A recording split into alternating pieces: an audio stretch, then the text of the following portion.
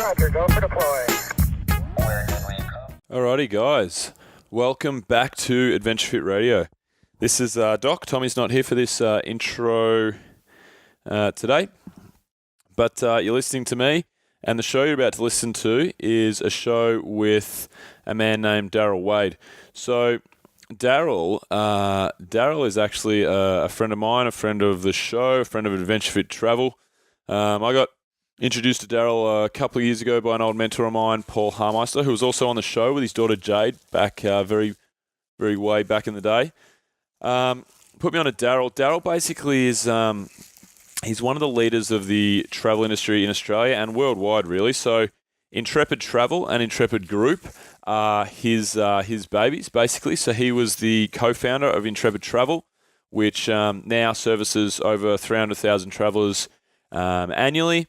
He also owns Intrepid Group, which is a number of different companies, Peregrine Adventure Tours, a few more that I can't think of off the top of my mind. And he also owns destination management companies. So a lot of the travel agency in Australia also book all their travel through Darrell and on-sell it to their clients. So he's really pretty much as high up in the travel game as you can get in Australia.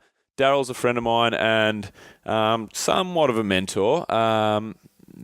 We don't speak a whole lot, but I know that he's there. I've asked him many questions over the journey, which is really great for me to have personally with what I'm trying to do with Adventure Fit Travel, obviously. I think Darrell and Tony Wheeler are the two men that I look up to most in the travel industry.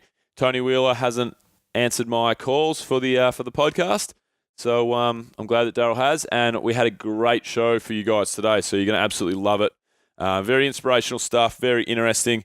Darrell Wade, so get around it. This show is brought to you guys by Quash Creative, so head to quashcreative.com and use the code word, mention the name, mention radio, and you will get a free SEO report or a report on the condition of your existing brand from our mate Sean Marsh, who did the jingle to our lovely podcast here, and has also done a lot of other great creative endeavors. So check out Quash Creative, take our word for it.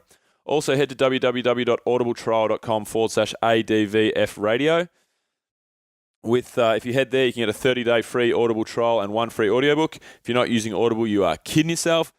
And we're also brought to you by Adventure Fit Travel. We've got Iceland on the radar coming up, guys. The first trip sold out in 3 weeks. We've opened the second trip, which is selling really fast. If you want to come join us, check out the Aurora Borealis.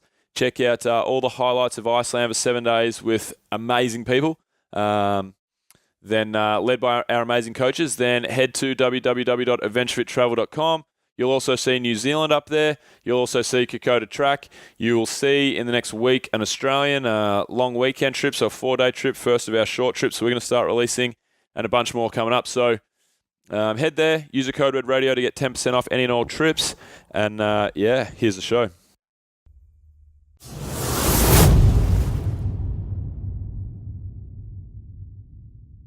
So let us know, Tommy, when we're up and running. Oh, we've been on.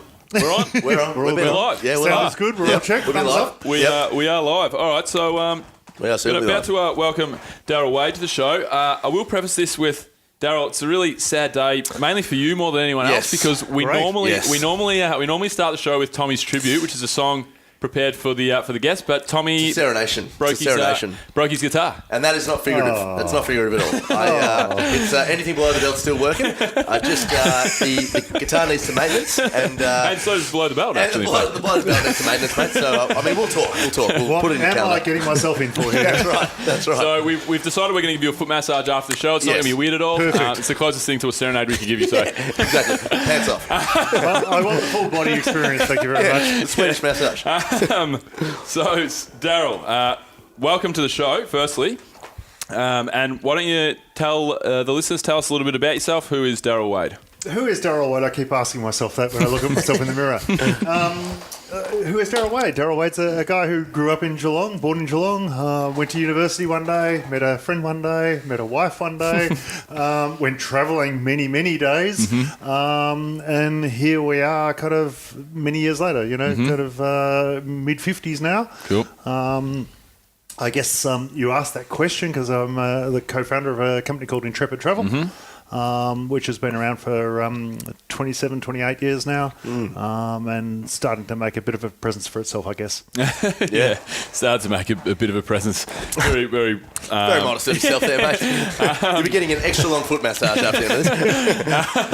Yeah, all right. So why don't you tell us about how travelling started for you? Because there's a lot of people out there that don't have the travel bug, they don't, that haven't experienced it, they don't have the urge. How come you started to travel the world, and what did it look like in the early days for you? Yeah, so I've perhaps got an unusual background in that when I was growing up quite young, like I was 6 years old when I got on my first plane. Right. My dad used to travel quite a lot for his work, and he had just spent 3 months in the States, and so my mum had gone across to the States a little bit earlier, and me and my two brothers hopped on a 707. You wouldn't even know what they are, Bill. And flew to Hawaii and met them, and I remember distinctly the first night got in and we went down to the beach.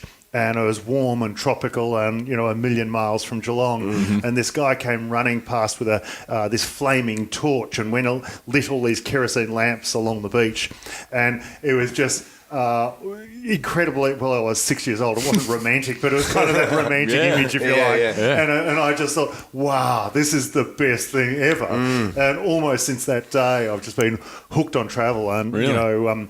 as a kid growing up, I'd perhaps go away, just about every year, in fact, with my folks. So I was lucky on that, and that's very unusual in the kind of late 60s, 70s for a kid growing up. And then I hit university, and I just thought, well, okay, I've now got to kind of pay for my travel, and I'm on my own. But so I started backpacking, and so we had a few trips which were just short, like as in a month or two, and then I had two other trips which were longer. I had a year in Asia, and then a couple of years working, and then a year in Africa. And it was kind of during that I guess I started to think about, can I kind of do something in my life that is not just sitting behind a desk or conventional work, and can I combine my love of travel with getting an income, and that's kind of the genesis almost of Intrepid. Yeah, no, that's very similar to my story with Adventure Fit, which I obviously don't need to go into, but it was it was like, okay, I really want to keep travelling, but I don't have the money to fund backpacking for the next 50 years. Way. Yeah, that's right. Someone's got to be able to get around this. So Prostitution only works short term, all right, cool. So, by the way, that was my logic, nearly 30 years ago, and it's still how I run my life today, the prostitution side of it, or? No.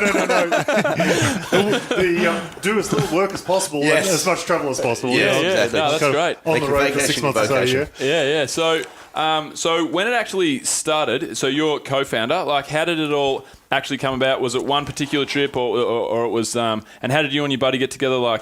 Explain. So we got to know each other on the very first day of university. So Gotcha. we were mates at university, and we'd obviously kept in close contact during in kind of working years and travelling years. I'd probably done a bit more travel than he had, but so we'd known each other for about 10 years before we started the business, and that was really helpful. Kind of after 10 years of friendship, good bits and bad bits about everyone, so there's kind of no surprises in that sense between us. And we were off actually on a camping for a weekend somewhere, and we were just tossing around the idea about how backpacking is fantastic fun, it's terrific, and all the rest of it, but how it's incredibly inefficient in that you go somewhere and it's fine if you're traveling for a couple of months. It doesn't matter if it takes a little while to work out where you're going to stay or how to book a train ticket or get a group together because you want to go somewhere particularly offbeat or interesting. But if you're in working in a real job and you've got 2 weeks, 3 weeks, 4 weeks of annual leave, backpacking is just not actually the best way to go because you waste so much time. Yep. And so we just thought, well, is there some kind of compromise between backpacking and organised tourism? And we kind of thought, well, the whole 40 people on a bus type conventional tour is kind of the worst thing in the world, and that's nothing like what we would want to do. Yep. Conversely, maybe there's a middle ground somewhere, and so that's where we kind of came up with the idea, and it was a bit of an aha moment, and my girlfriend at the time, who became my wife and is still my wife, I'd often come home from work or, just different times, and I'd throw an idea on her. Hey, we could do this, and invariably she would tell me it was a disastrous idea for whatever reason.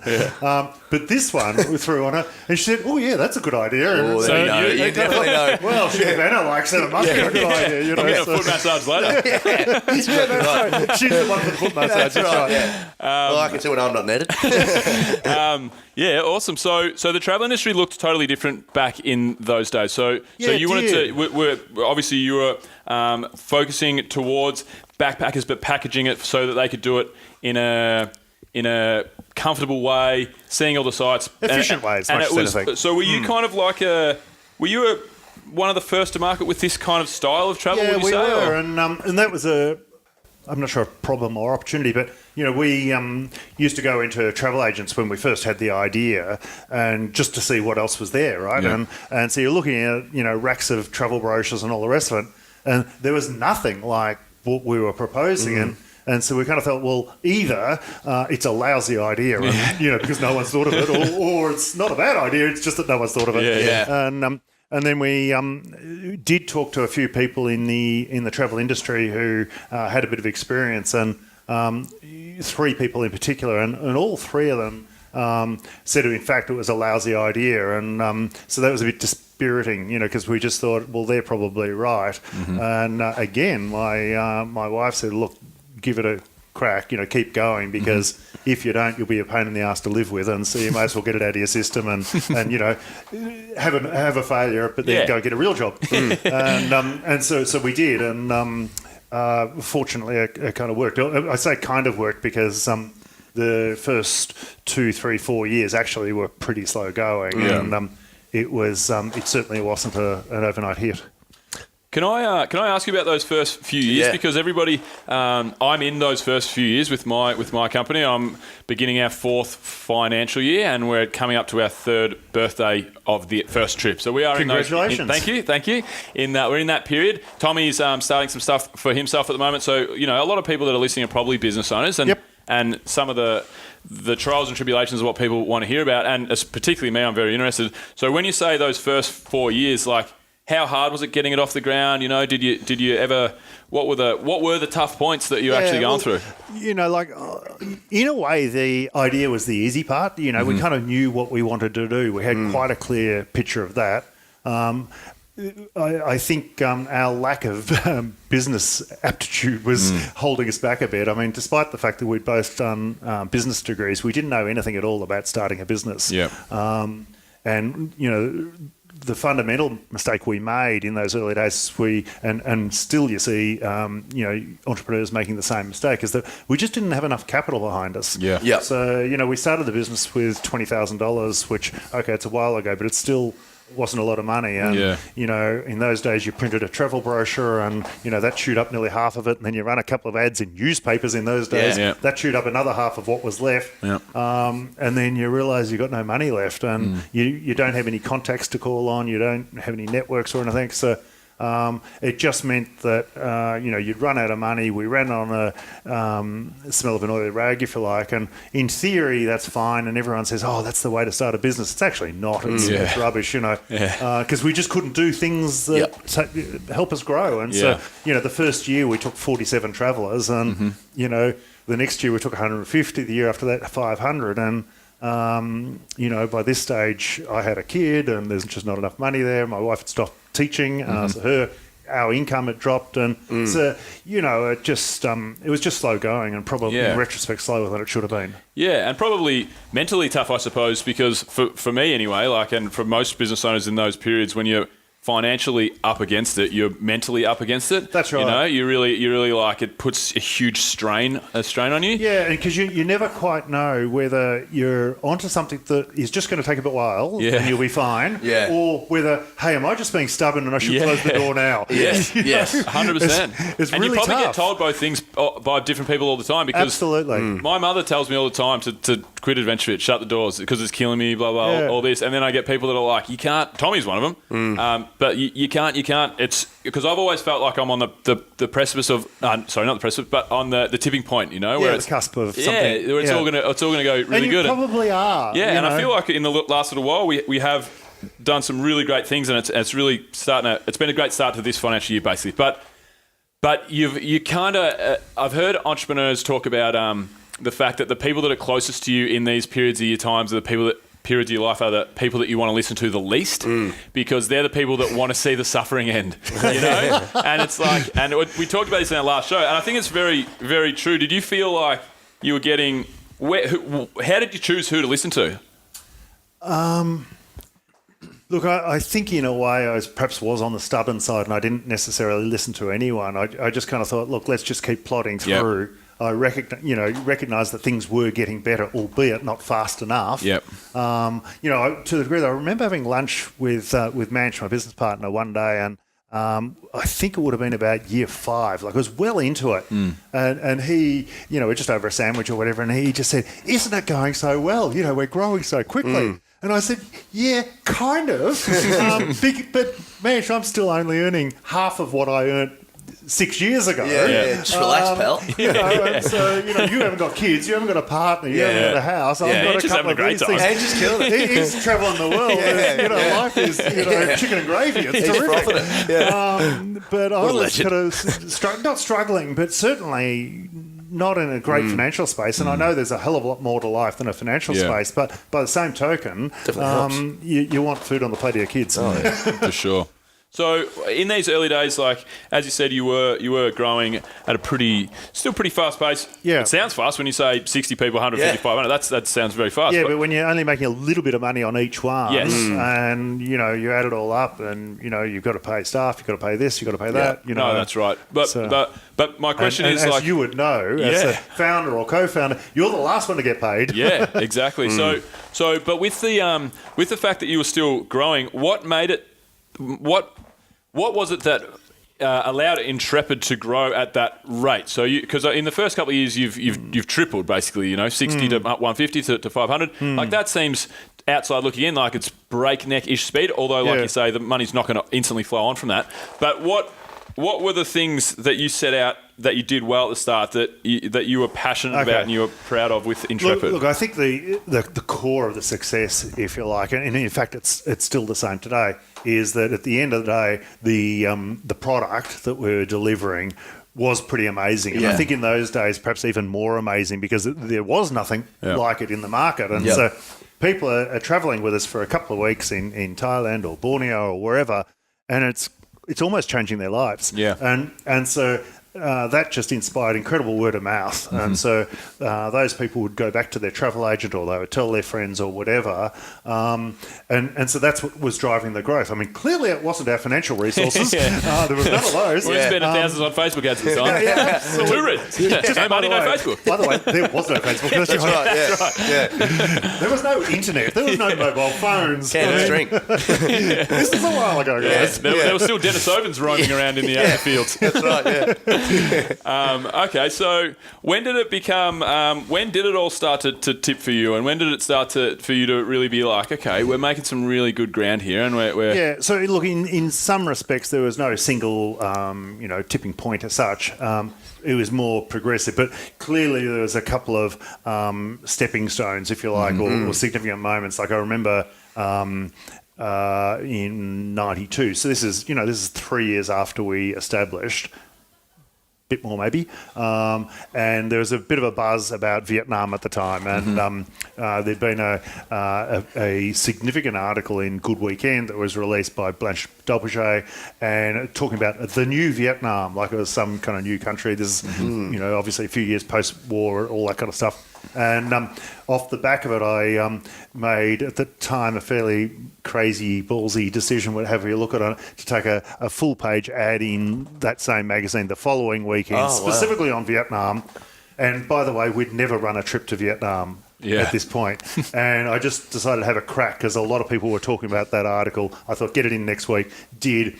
and the phone just kind of went ballistic. Wow. And I think we sold, it was about 8 trips of probably about 100 people onto trips off the back of that one ad. Jeez. And it just kind of transformed the company. So not necessarily financially, but just in terms of being one of those significant stepping stones. You know, and, that's right. One of the things you remember back to. yeah, and you know, it's kind of, is it good luck, is it good management?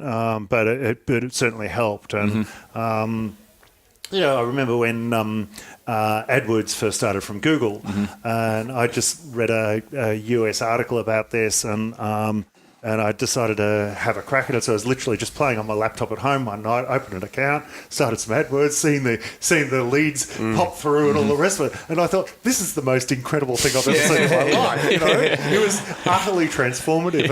And what's more is, you know, at the time, well, when did AdWords start? 10 years ago? I can't quite remember. Yeah, I wouldn't Anyway, know. 10 years probably. You know, it was the day when you still ran newspaper ads occasionally, and it might cost you, you know, $20 to get a phone call.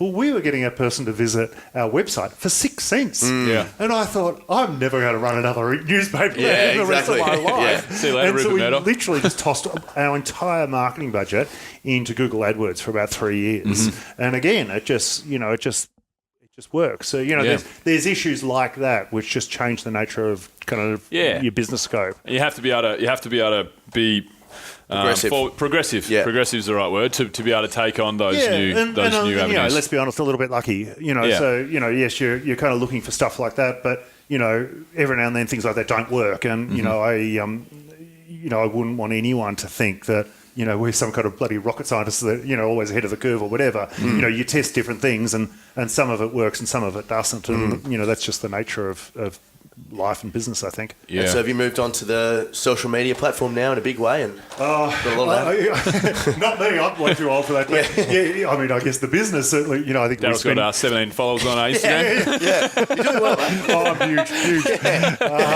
But yes, as an organisation, absolutely. Yes, yeah, no, totally. And which one do you think provides the most sort of profit or benefit for you guys? Look, it depends in what aspect you're trying to get a return, isn't it? You know, so you know, in certain areas, kind of LinkedIn is great in terms of your employer brand and all the rest of it, but. You know, in terms of where we're spending significant dollars now, you know, Facebook is unquestionably generating more and more inquiry for us. And, you know, in the last 2 years, we've shifted a lot of our spend into Facebook away from other sources just because, you know, you can target better, you know, your whole lookalike stuff, and your cost of acquisition is significantly better. So in the social space, you know, I think, you know, Facebook's still where it's at and probably will be for the next couple of years. And then there'll be something else. Yeah. Well, it's interesting with Facebook as well, because Mark Zuckerberg came out, I'm not sure if it was recently or if it was a couple of years back, and said that by sort of 2020 he wants the whole thing to be visual and video based, which like makes you think that they're going to be in direct competition with things like YouTube and stuff. So it's like, where do I sort of start to put all my money towards in terms of marketing frame? And well, everything's going video, isn't it? Really? Well, yeah, that's right. Instagram yes was no. I think it depends what it is you mean by everything going. Like in terms of what people consume, maybe so. But if you look at a social in its truest sense, it's one-to-one or peer group kind of communication. Well, is that going to go video? Like if the three of us want to have a you know, chat on Facebook later, are we all going to send each other a video? I don't think so. Exactly. No, so, I know what you mean. You know, it depends what, you know, I mean, no doubt the last 18 months there's been a massive trend to video. You know, it's been huge. Will that stay? Will that continue? We'll see. I think it's because it's far more interactive though. Like people want that very real experience, and I think that's why things like Snapchat are booming, and because I mean, when you're talking over Facebook, you know, it can be edited and there are threads and stuff, but it's very like, you know, glass sheet in front of us. But if I'm talking to you through Facebook Live or things like that, and it's a much more real experience, and I think humans are very social. Yeah, you know, you get to see a person, I suppose. Yeah, well, it just makes three-dimensional things, which is. So when are you guys going to have a little kind of camera flopping down the centre between the three of us? Well, we came here last night, mate, and we've got a little thing popping up, so Oh, hi there. We're virtually streaming ourselves here. We're not actually here right now at the moment. I'm in the Maldives. Very warm. You wish. Yeah, I do. Yeah, by the way, I'll have to book an appointment with you. So throughout this whole thing, Darrell, I remember I had a business coach with AdventureFit at one point and he said something about everyone should be building their business to sell. Obviously, that's the aim of the game. A bunch of people have told me that over the journey, and I've always said, well, I don't really feel like that's the aim of my game. Isn't it? I'm building the something. passion. Yeah, I mean, but my question basically to you is, you're still you're recently taken a step back from the executive chairman. So I'm not CEO anymore. So I'm what we loosely call executive chair, whatever that means. I'm still figuring that out. But yeah, I guess to your point, we could have sold the business 10, 20 times over if we wanted to. But for me, the question is not really whether you sell or whether you don't, or whether you make a shitload of money or whether you don't. It's what you want to do in life and what gives you your jollies. And I think if anyone's got a business that is no longer getting them up in the morning full of passion and full of, thinking, hey, this is great, I'm enjoying myself, this is fun. Well, sell it. Yeah, sure. It makes sense. But on the other hand, if you're enjoying doing what you're doing, and in 3 years' time or 30 years' time, if you're still loving Adventure Fit, then keep doing it. Why not? Yeah, that's right. I think you look at too many people around the world or in society, they're not enjoying what they're doing. So if you're actually liking it, well, hell, why would you change that? Yeah, no, absolutely. I really agree. I couldn't agree more. I just think it's great to see. Yeah, that you've taken it all the way through, and then you're still here day to day with a big smiley face. But you say now that you've always been a 6 month Traveller. Yeah. And that's been since the start, since very early days. No, that's more recent. But it was funny. When we started the business, Manch and I kind of said, so there probably should be some agreements between us, who's allowed to do what and all this kind of stuff. And we couldn't really come up with anything. Yeah. And then someone, I think, said, well, I tell you what, why don't we agree that you can take up to 3 months a year holiday, no questions asked? Yeah. And that's a good idea. Yeah. So I think almost since that day, we've taken 3 months a year holiday. So it rather than a maximum, became almost the unwritten minimum. Exactly. Yeah. And it was I'm taking 4 months off. and I guess that's kind of the nature of our partnership ever since, that we just got to get on with life. And we love business, we love work, and all the rest of it. But in the flip side of it, we kind of like life, and I think your business should be a part of your life, not controlling your life. And so in our particular case, we got into a travel business because we like travel, not because we like business. Yeah, definitely. So therefore, we want to keep traveling, and that's a part of our identity, if you like. And I love. I'm heading away in about 10 days' time for 5-6 weeks, and I can't wait. Yeah. So how important do you think it is in terms of the actual business, the way to keep growing, all this sort of stuff? How important do you think it is to just kind of just keep putting 1 foot forward and taking risks and obviously within reason, but just kind of with what I'm doing at the moment, I just kind of don't really know what I'm doing, but I'm just trying to take a foot forward. Welcome to the club. Yeah, exactly. Yeah, how important do you think that sort of stuff is? Taking the plunge. Look, it's all personal, isn't it? And so it depends on where you as an individual come from. Some people are very risk averse. Some people are very risk embracing, or whatever the opposite is. I can never get the opposite word of averse. Risk, good. Embracing's not bad. I'm not sure if it is the word, but it's not bad. That's right. Yeah. I'm probably more on the risk embracing side, I guess. But by the same token, it's whatever works. Going back to the kind of the other part of it, though, I think for any business / organisation, it is good to grow. I think, whilst the organisation grows, there's a good chance that, we as founders or whatever will grow as well. We get that opportunity to grow in yourself and get up new ideas and keep yourself stimulated and learn new tricks and all that kind of stuff, And whilst you're doing that and the organisation's doing that, then lots of other people in the organisation, if they want it, get the opportunity to as well. And so, to a certain extent, back to the holiday thing, we'd bugger off and leave people to run the business. And invariably, I'd say, listen, I'm on holiday, so you've got my phone number, but if you ring it, it better be bloody important. Yeah, that's right. I'm on holiday. I'm not working. And so that was kind of this sounds wise in retrospect because it wasn't by design, but I think it did allow people to grow as individuals because they would have to make the decision because the boss wasn't there, and they'd say, oh, okay, they weigh all the the pros and cons of a particular decision, then they make that decision. Usually it was fine. Every now and then it wouldn't be fine, but you learn through your stuff ups and so the organisation I think has grown off that basis to a certain extent. Absolutely. So travel itself, Darrell, like what do you feel like? I think everybody that's travelled probably feels somewhat the same. That travel is just really great for growing as a person. Talking about growing as a person again, I suppose. How much of that do you take on board that you're actually? I feel like you're probably bettering people, not just inside the walls of Intrepid like you were just discussing, but people that are coming along as clients. Yeah. Like part of your job is to show them the world, show them the different parts of life and, put things into perspective. How much of that do you take on board as like your role in Intrepid? Like, is that the... Yeah, no, I wouldn't say just, my role or whatever, but I think as an organisation, it's absolutely a part of our role.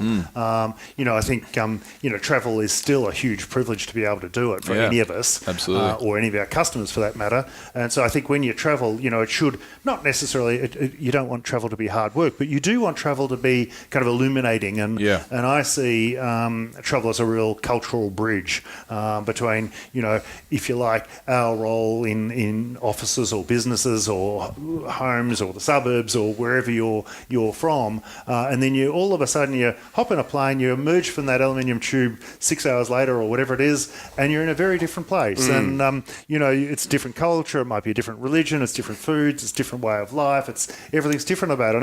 And some people don't like that difference, they kind of repel against it. Some people embrace that difference, but I would like to think difference is just that. It's just different. It's not good or bad. It's just difference. And in that difference is a huge learning and an opportunity. And I think I often talk at the moment about how if Donald Trump had have travelled, particularly in developing countries or through Islamic countries or whatever, for a couple of weeks even, a few years ago, maybe he'd be a different person because he'd be a little bit more accommodating and a little bit more understanding and a little bit more sympathetic to difference. And ultimately, that's all it is. It's difference. Yeah, that's right.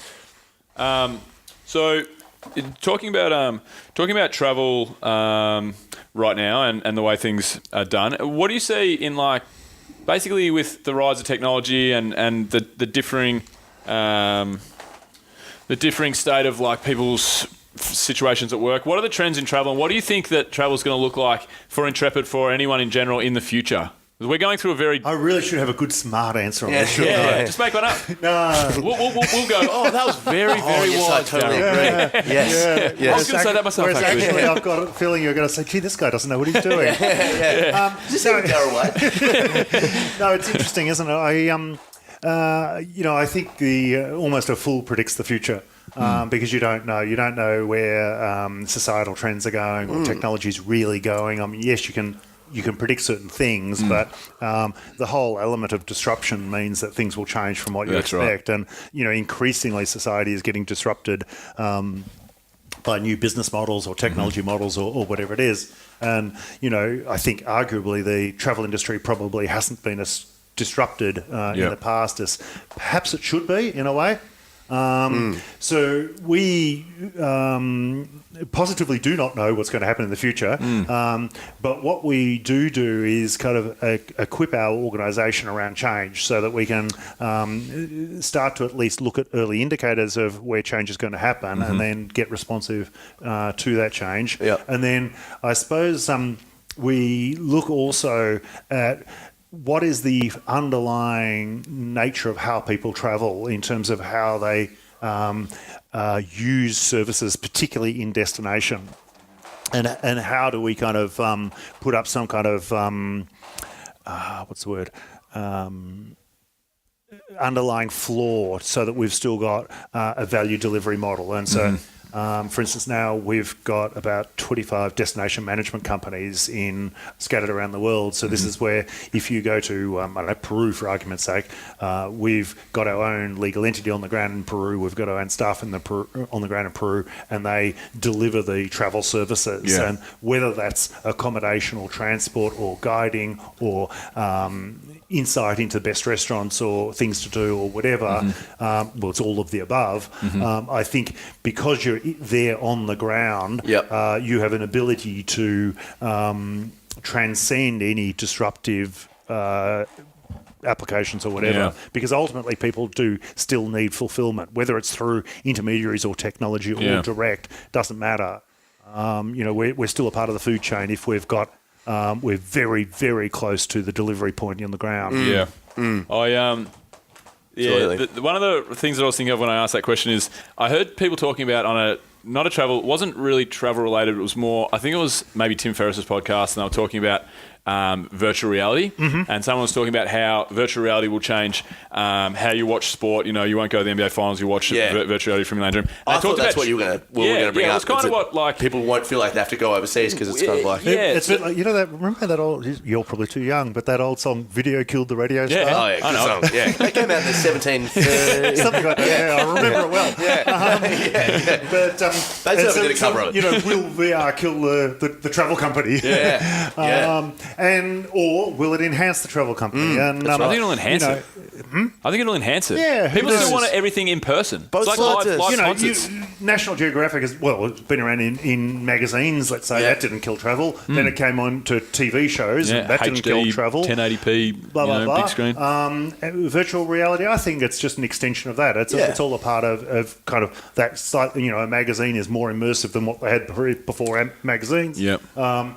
VR is more immersive than TV, but it doesn't actually remove. In fact, if anything, it probably heightens the desire for a person to go beyond that 3-minute experience, which makes you feel slightly sick, into the real experience where you actually can also smell it and taste it and get it beyond the visual kind of spatial experience. We can smell it and taste it when we had our VR experience, didn't we, Tommy? What, you were sick, were you? No. We had a bizarre virtual reality experience. We had media passes at Sexpo. Do we really want to talk about that? Last year. It's a bit weird. And then we became good friends, put it that way. We had the VR set up there. That's right. You can definitely smell it and taste it. I wasn't that keen. I really hope it doesn't get to the point where technology's so good, people are just like, I just don't need to go. I mean, it's there right now because, like you said, the people always know when they're really in something, and when you really see that line. In the wilderness or something. I mean, I went to, this is an example of it. I went to the what's the place called again? Oh, God. It's that zoo, the open range zoo in Werribee, the Werribee Open Range Zoo. Just for all the listeners overseas, it's just an open range zoo in where we're from. And we went down to this safari tour.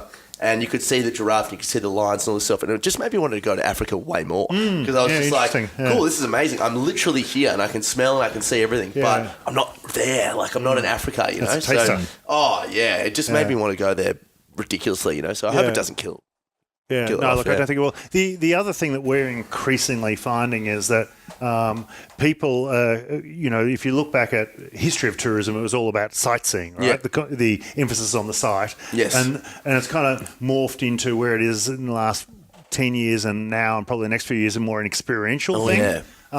But then I think it's kind of heading beyond that, and so a lot of it is around relationship building. And so it's not just seeing the sights and smelling them and touching them and being there and experiencing different cultures and whatnot. It's beyond that. So it's into people talking to someone from that place and learning from that someone. Totally. And so it goes to that next level of interaction.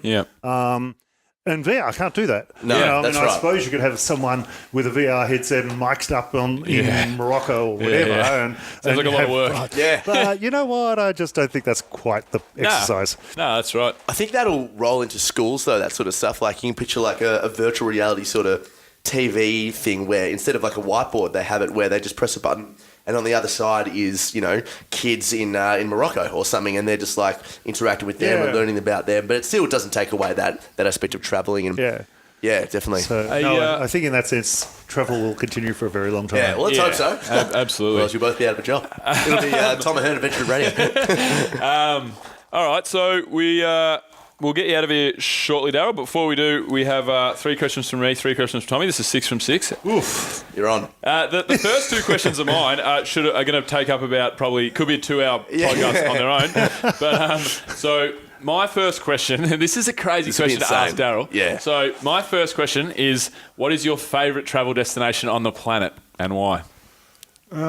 Usually it's the one I've just been to. Okay. Because you kind of just gone somewhere and it's fantastic or whatever. The unfortunate reality is I've travelled an awful lot in the last 4 months. In fact, I've been to all 7 continents in the last 4 months, which is a bit crazy. That's killing it. But the last kind of 3 or 4 trips have all been kind of repeats. As in London and New York and stuff like that, which is all great. Yeah. But it's not that new thing. And I suppose when it all boils down, I like the new. Yep. Can't help myself. So in 10 days I'm off. We've just chartered a small ship for the northern summer, European summer, in Croatia. So I'm on that for a week, then going to Iceland for a week and stuff like that. Adventure travel. So that's kind of good. Yeah. And then into New York for a couple of weeks. But that's pretty good. So I don't think I can answer that question. Yeah. This is pathetic, isn't it? You've got to. All right, so give us one. No, not Adelaide. Sorry, Adelaide viewers. Give us one that people wouldn't assume. I don't know about wouldn't assume, but Myanmar is a country. Burma, as it used to be, is a country I've been to. Quite a few times over the last 35 years, I suppose, and it's always a country that does it for me, and just in terms of the magnificent people, amazing culture, all the rest of it, and I haven't actually been there for probably 3 or 4 years now, and I'd happily go back next month or year or whatever, and I know I'd do it again. Awesome. Coming up, got another trip coming up to Nepal soon, which always just does it for me. Yeah. More conventional countries, France. I just love time in France. Always do. I love the States. It's not a very... The world's great, isn't it? Yeah, the world is great. The world is so great. All right, next question. This is going to be even more intriguing. Yeah. Oh, God, here we go. Your dream... These are my questions that I ask everyone, but it just happens that we're asking you travel everywhere. So your dream travel destination, top of your bucket list that you haven't been to. Oh, okay. So this is harder and easier in a way because isn't it odd? The more you travel, for some reason, the list doesn't get shorter. The list gets longer. Why is that? I've been to 100 whatever countries and all that. So, I've got a real thing at the moment. I've never been to Ethiopia, and I've got a couple of staff at the moment that are going to Ethiopia soon, and I'm jealous as hell. And I really, and in fact, I almost committed to myself I was going to get this year, and I haven't. So that's not good. The Stans, I don't know well, so I've never been to Uzbekistan. Really keen to go there. Brazil, I have been to, but I really want to travel in Brazil a lot more extensively than I have. Indonesia I know moderately well, but there's a lot of areas of Indonesia which I really, really want to spend some time in. Indonesia, I reckon, is one of the best countries in the world to travel in. And it's remarkably unknown. We're in Australia and everyone knows Bali, but most people in Australia almost think Bali's a country. 100%. Indonesia is just an extraordinary place. Look. We'll take Russia is another country. We'll take the top 17. That's fine. That's cool. We'll move on. And my final question, Darrell, is any books that you like to recommend to people? Can be autobiography, can be self-help book, can be fiction. I read a reasonable amount. Books off the top of my head. Blank moment. I can't think of anything right now. Isn't that pathetic? I like Spain. Spain's good. No, books, Dale. We said books, mate. I tell you what, a lot of my reading has been overtaken by podcasts these days. Adventure Radio. Obviously taking up at least 1.5 hours of your week. That's right. Exactly. We know how good we are, mate. What podcasts to listen to? My favourite at the moment, I think, is Masters of Scale. Are you listening to that? No. So Reid Hoffman, founder of LinkedIn. I know Reid Hoffman, yeah. You know him well, yeah. Not particularly well, but personally, but he's done an extraordinary job. He's about 10 episodes in now, and every episode is just a stunner. It's great. How I Built This, which is another entrepreneurial background one. When I talked about the thing about never listening to the people closest to you. That was off the Vice episode on How I Built This. Okay, right, because the Vice president, he's like, my mum and my dad, they just wanted me to stop, and How I Built This is amazing. You should listen to that one, Tommy, for getting into it. It's about Southwest Airlines, Vice, Cliff Bar, all these like famous iconic brands, and how like we're talking to with Darrell, like how the hard parts and how they got through the tough times. It's a really good podcast. Yeah, definitely. I'm not sure if it was last week or the week before. They interviewed the founder of WeWork, the work sharing, co-working space. Yep. And just a sensational episode. Really cool. And it's just it's a bit like reading, isn't it? That it just podcasts are a very immersive format. Definitely. You're in the room, you're having the conversation with the person, and you learn. Exactly. Just gets the brain going. Yes. It's great. Yes. The Vice one actually gave me a real. I'm gonna download that right now. Actually, the Vice one gave me a real, like when I was in a tough period, it gave me a real, I can do this thing. Yeah. Well, listen to Masters of Scale. Seriously, it's brilliant. Yeah, Great. sweet. We'll do for sure. And that's it from me. Tommy, you're up. Alrighty. So, Daz, what do you like to do in your spare time when you have some downtime? Travel. Come on, mate. It's not all travel related. And obviously I listen to podcasts. But I do a fair bit of walking. So sometimes when I'm travelling, but also just around home. I kind of live on a river and kind of floodplainy area. So, I very often just go off walking for an hour or two, contemplate life, the universe and everything. Yes, good way to do it. And so I love doing that. The usual kind of eating, drinking type, socialising stuff, is always fun. I'm not one into... I used to do a lot of running, but it was solitary running, but after when I started running fairly seriously about 12, and I stopped when I was about 52. So what's that, 40 years of running? Yeah. And then on about my 52nd birthday, my knees said, you know what, you're not running anymore. Yeah. But I missed that. That's right, But otherwise, I'm not big on team sports. The idea of playing around a golf would just, kill you. That's weird because it's a lot of walking. There's a lot of walking. You're just holding a stick. There's better ways to walk than play golf. That's probably true. Yeah. Now, basketball. Ever play basketball as a kid? Yeah, well, you're probably saying that because, as you might have noticed, I'm slightly tall. You're a tall individual. I am 202 centimetres. Wow, that's big. That's huge. 6'7", 6'8", whatever it is for our offshore listeners. But no, what you might have recognised my height, but you didn't recognise my coordination. And I saw you trip on your shoelace when you were walking horses at the start of the day. For basketball, you kind of need both. So that was never going to happen. Yeah, absolutely. Oh, that's good. Now, what about role models? Someone you currently look up to, someone you've always looked up to, inspiration, something like that? Yeah. I've always been a Mac fan, and so Steve Jobs is not a person I'd necessarily expect to like necessarily, but definitely as a role model and an inspiration, he's certainly there. I think just I don't know whether anyone really understood the guy that well. No. But nonetheless, clearly an inspirational person, leader, and whatnot, and just changing industries and whatnot. We were talking a little bit more about before about disruption and whatnot, and you look at what that guy did, not just with computers, but with music and publishing and various other things. It was pretty astounding stuff. Yeah. Well, he sacrificed a lot, didn't he? I mean, like you just sort of referred to there. A lot of people thought he was a dick. Yeah. But, I think he probably was a dick. He probably was, a bit of a bully. And, that's right. He couldn't help it. Like, he just had this unwavering drive for success, and he definitely succeeded, That someone put up a Facebook post of his final words when he was on his deathbed, and it was really fascinating. It was probably what you'd imagine, how, material possessions and money and stuff aren't important. I wish I could just have had one more time with my family and be that sort of person. But, it's like... That's being a dick, isn't it? To be honest, if you can't sort out your family life and put that as a priority in the centre of what you are, then there's something wrong with you. Oh, really. absolutely. As I said before, we all love business, but when it all boils down, it's your family. It's business. Business should always come after family. Yeah, that's right. Having talking shit and having a laugh with the people you love. And, absolutely. And finally, if you could invite 3 people to dinner, dead or alive, who would they be and why? So would Steve Jobs be in it? I'm not sure. Interesting. So what's... Probably have a go. I always get his name wrong. Yvon Chouinard, is that how you say it? From Patagonia. Yeah. So he's seen a the documentary founder with him, of actually. Patagonia. And I think he is just an extraordinary individual in terms of getting a corporate culture right and making sure that you stand for something and mean something and really, really back it forcefully in terms of the way the organisation behaves and where it puts its money and where it puts its time and all the rest of it. Awesome. And I think he's a real role model that would be fascinating to talk to, and I suspect he might be quite likeable too, although who knows. It's probably a good bloke. I reckon he probably is a good bloke. Seems like a nice that's dude. right.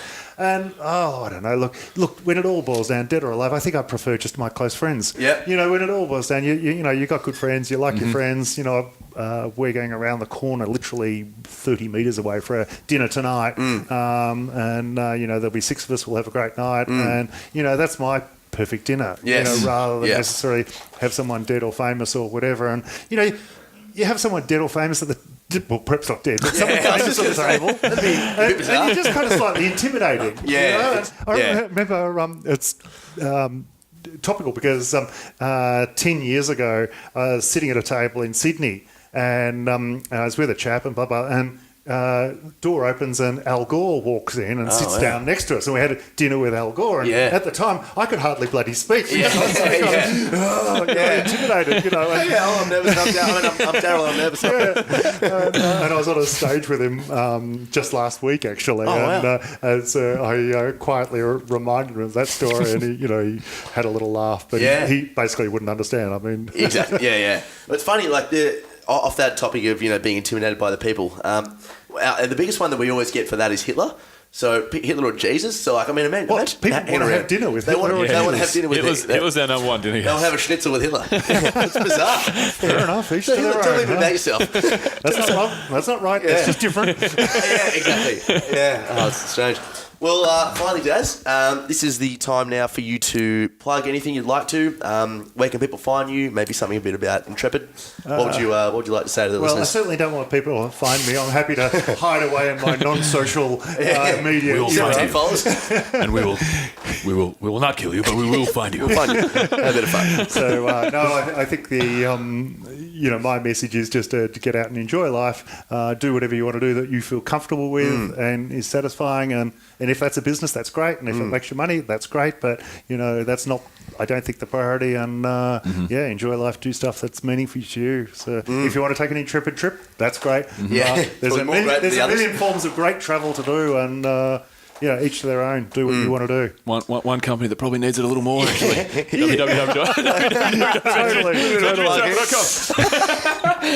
would like to plug www.adventuretravel.com. Give Bill a call. Come on. That's great stuff. What he said. Let's go. Good words. Cool. Good words. Well, awesome, Daz. That's pretty much it from us, Darrell. Yeah. Thanks for coming on the show. Fantastic. Thanks for having us, and good luck with it. Cool. Thank you, sir. That's a wrap. All right, guys. If you are a first-time listener and you enjoyed that show, please do us a favour and subscribe. If you are a many-time listener, then thank you very much. And leave us a rating and review, please, because those two things, subscriptions and ratings and reviews, help us climb the level of the iTunes charts, which help us get in front of more people, which help us get more subscribers and more rating and reviews and keep climbing the charts so we can keep bringing you awesome conversations and cool content. So do us a favour there. If you want anything particularly from the show that was mentioned, go to www.adventurefittravel.com/radio. All the show notes will be there. Don't forget to check out Quash Creative, www.quashcreative.com, mention radio. Audible Trial, www.audibletrial.com/ADVF radio for your free audiobook, free month. And Adventure Fit Travel. Use the code RADIO at checkout for 10% off any and all trips. See you next week. Discovery Roger, go for deploy.